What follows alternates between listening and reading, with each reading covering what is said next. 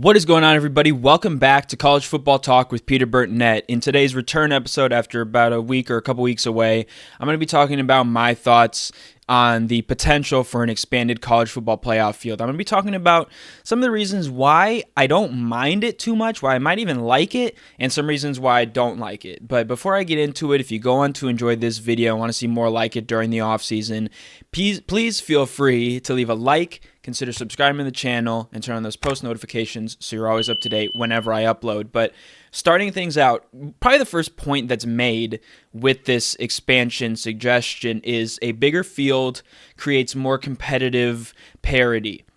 Now, if that's true, I like it a lot. My question is here, does it really? For example, the FCS has 24 teams. In the entire field of the football championship subdivision, they have 129 total teams.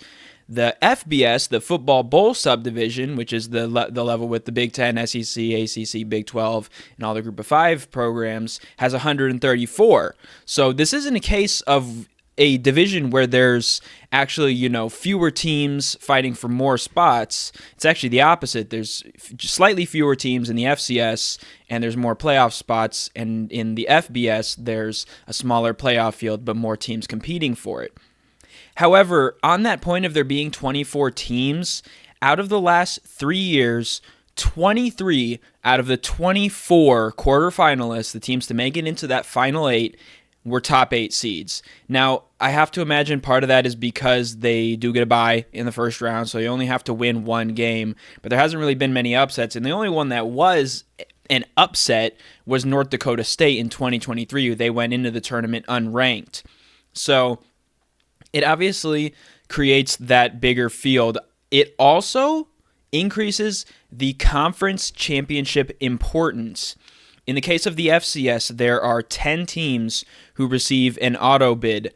However, there are no conference title games. Now, this is in part due probably because the conferences are a little bit smaller, but they're certainly big enough to field a conference championship game.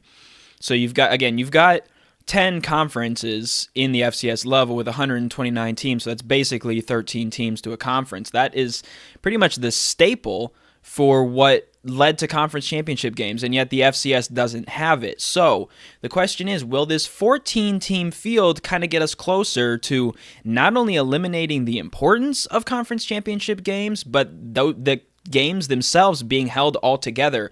I think that's something to keep an eye on, and it's something where if this field gets, I would say, past probably over 16 teams, because I think in the FBS there are, let's go through them real quick. ACC, American, Conference USA, you've got the independents, so we're not going to count them towards this number. You've got the MAC, you've got the Big 10, Big 12, SEC, and then the Sun Belt. So I think that's 8 conferences. So you'd have 8 teams that are auto bids, and even let's say a 16-team field, then you've got 8 who are not. Now, I don't think they'll go to a 16-team field for a couple reasons. I think for one, it then gives no advantage to the teams that finish in those top, 2 or 4, however many spots. And I think that is probably a good thing that those teams get, that bye, because it does give them something to play for. If you can go 9-3 and be the 15th team or 16th team that's in the field, it doesn't really matter what you do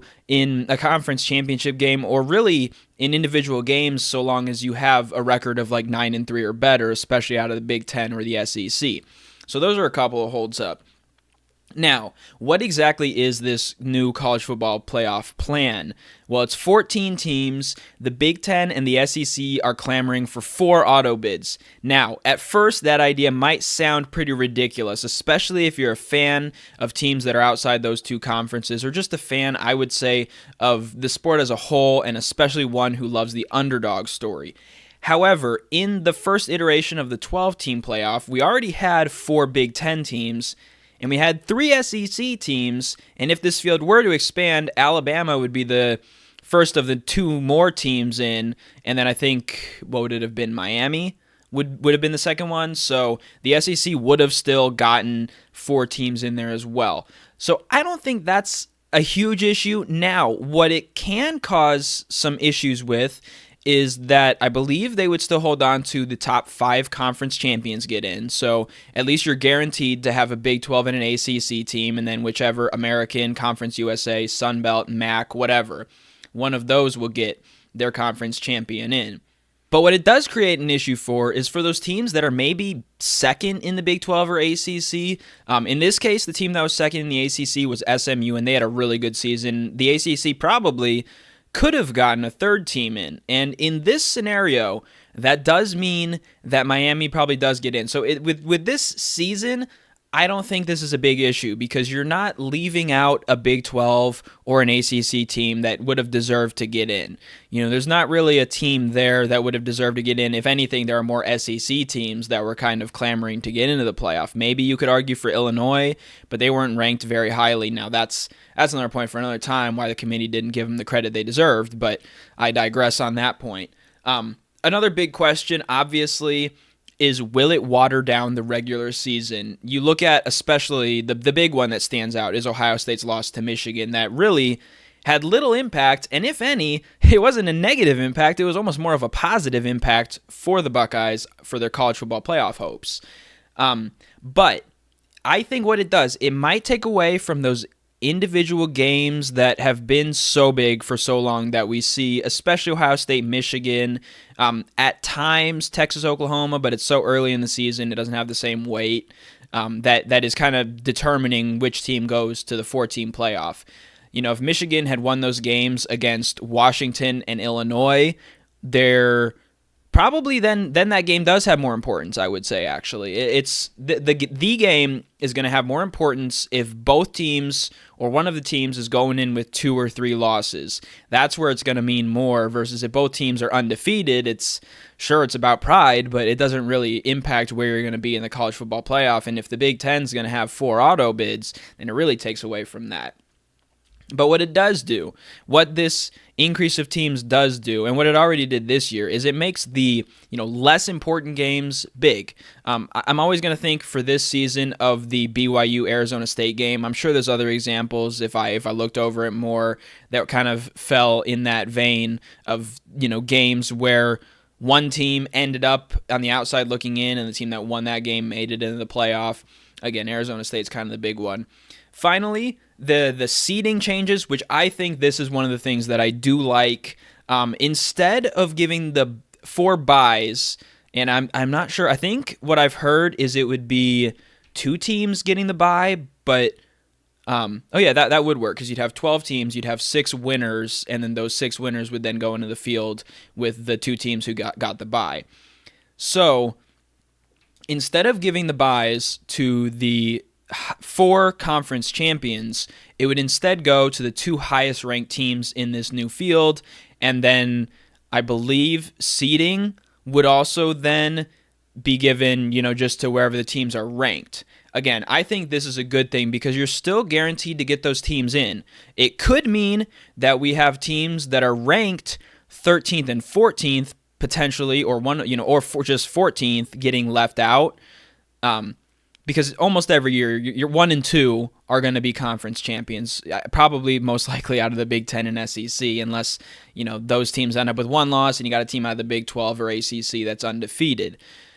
So all that in mind, I think this change of seeding is a positive thing, and I think the change in seeding is something they should adopt before they even go to a 14-team or bigger playoff, and I think it's something that needs a unanimous agreement among the conferences. I'll keep you guys all posted on what those latest updates are, but I think, again, that's probably a good thing. My overall thoughts to kind of wrap this whole thing up, I think 14 teams is still not bad, but this year's first round kind of, I would say almost disappointment or just the overall product does kind of make me pause a little bit in saying whether a bigger field is actually going to be better for the sport. Expanding by 2 teams is certainly less of a stretch than going from 4 to 12 teams, and it seemed to work out. I always kind of stood by the fact that we probably should have gone from 4 teams then to 6, see how that worked. You give the top 2 teams a bye, then the next 4 battle it out.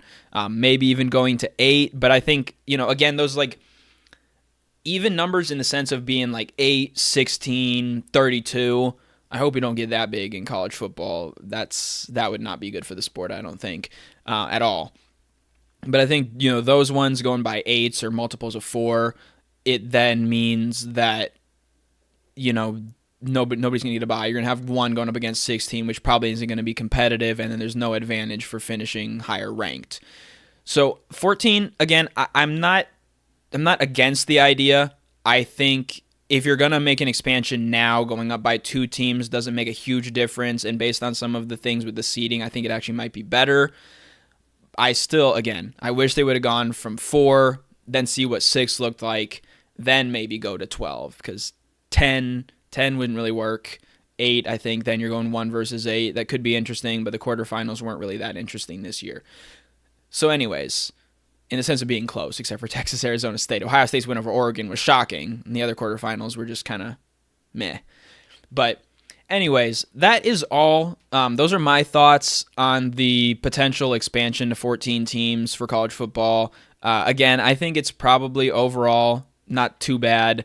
I just wish they would have gone through this process maybe a little bit more gradually. But that's all for this episode of College Football Talk. I'm your host, Peter Burnett, signing out. Peace.